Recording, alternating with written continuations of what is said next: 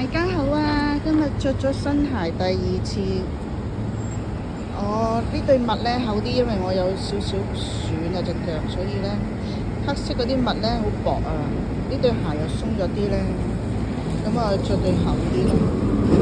咁今日咧我點解要錄影咧？因為直播可以多數都係影上食早餐，咁咧今日就特別啲，就想傾下偈。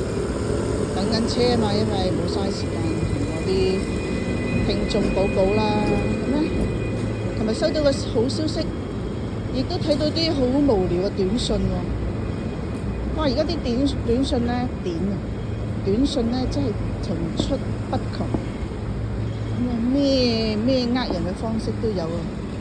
咁我問嗰啲詢問嗰啲同事啊，好多都有收到，差不多類型嘅短信。唔好咁容易信，唔好懶佢1分鐘，盡量提下你屋企人啊、老人家啊、後生仔女啊、BB 啊、細路仔啊，乜都好，都係灌輸呢啲，唔好信啲短信咁容易。